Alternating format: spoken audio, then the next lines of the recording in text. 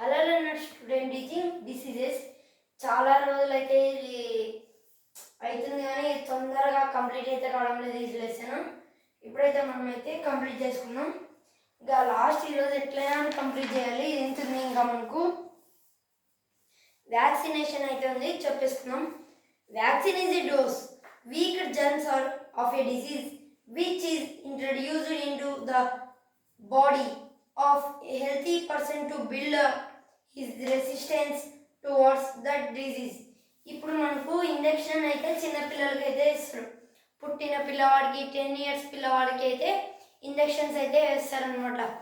దాని నుంచి ఆ పిల్లవాడికి ఎనర్జీ గ్రో అయ్యి మిగతా బ్యాక్టీరియాకు ఎఫెక్టెడ్ కాకుండా ఇదైతే మనల్ని కాపాడుతుంది. The process of giving vaccine is called vaccination. మనకు ఒక చిన్న needle shape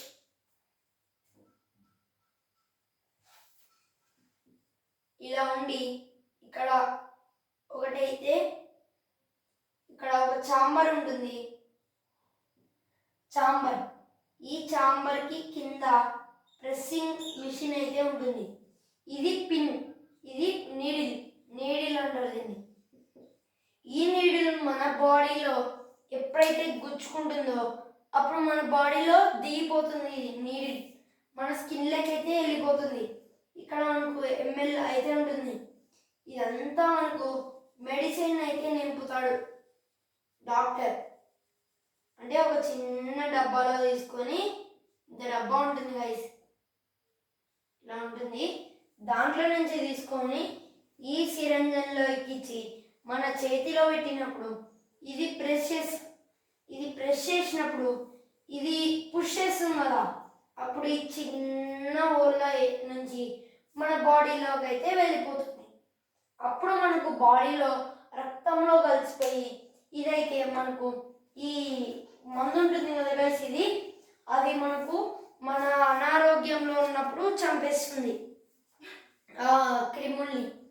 Vaccines are given to children so that they are not infected by diseases like diphtheria, whooping cough, tetanus, polio, measles, tuberculosis, etc.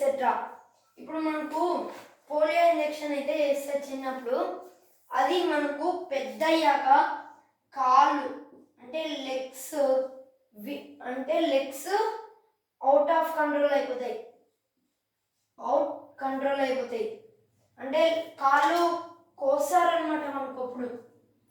ఇప్పుడు మనం ఆ injection చేయించుకోలేదనుకోండి, ఇట్లా నార్మల్గా నడిచే వ్యక్తి కాళ్ళు రివర్స్ అయిపోతాయి అన్నమాట. మొత్తానికి నడచలేవు, తినలేము కూడా గైస్.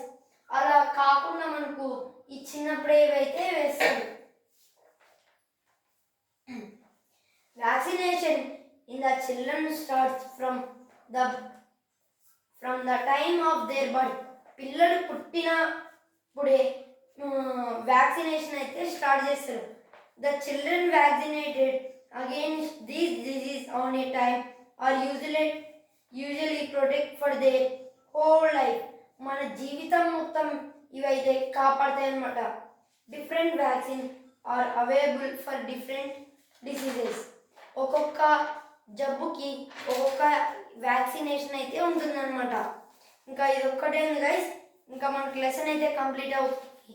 ఇంకా టుమారో నేను కొత్త చాప్టర్ అయితే స్టార్ట్ చేస్తాను. All the government health care centres or hospitals provide free medical care. మనకు గవర్నమెంట్ అనేది ఫ్రీగా మందులను అయితే ఇస్తుందన్నమాట. అన్ని ఫెసిలిటీస్ హాస్పిటల్ అంటే పిల్లలకు అనారోగ్యం కాకుండా అయితే చూసుకుంటుంది. మనకు చాలా ముందరలో మనకు ఒక చాప్టర్ అయితే ఉంది. ఒక్క నిమిషం అండి,